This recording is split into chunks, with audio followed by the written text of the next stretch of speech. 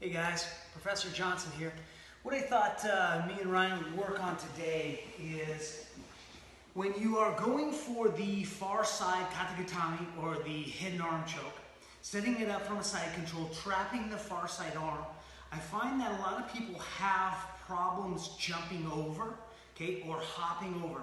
So they've set up the arm for the katagatame, and now when they go to transition to the other side, they either overshoot their hop, or they undershoot it and get caught in half guard and things like that. So what I thought we would do is we would just do a little drill to go ahead and kind of work on that motion. So from a side control position, I've got my left hand controlling my partner's head, right behind the shoulders, hooking the head. I've got my right arm like maybe in a cradle position.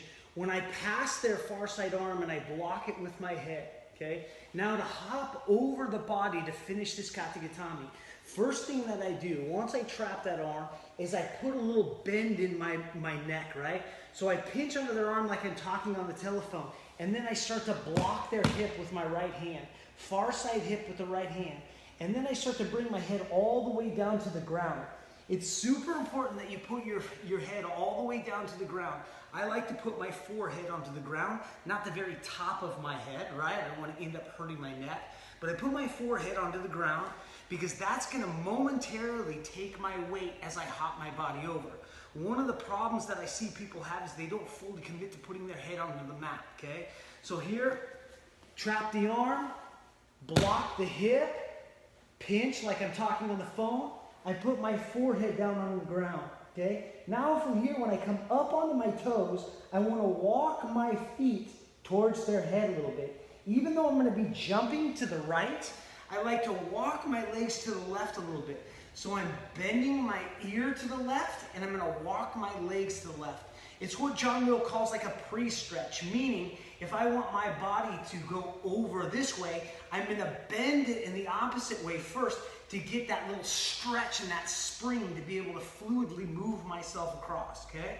So trap the arm, block the hip, put the forehead down onto the ground, come up onto the toes, walk my feet towards the hip. Now that I have my feet towards the hip here, my body is stretched and ready to come over.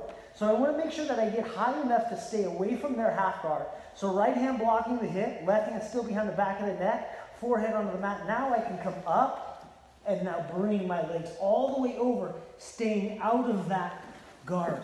Staying out of the half guard and completely clearing their legs if they're trying to grab me. Okay? So here, head control, cradle position, pass the arm, block it, pinch like I'm talking on the phone, right hand comes to their far side hip, I put my forehead down onto the ground. Come up onto my toes, walk towards their head just a bit, and then I can come up, all the way up, staying completely clear of their feet, and I bring my left leg nice and tight to their body. Now I can remove my right hand, and I can start to search it underneath the back of their neck to really start to finish up my katagatame head and arm choke, okay? So, again, good drill, controlling the head, cradle position, pass the arm, trap it, block their hip, post your forehead down on the ground, up onto your toes, walk towards the head, and all the way up, boom, coming down to the far side to finish that katagatame.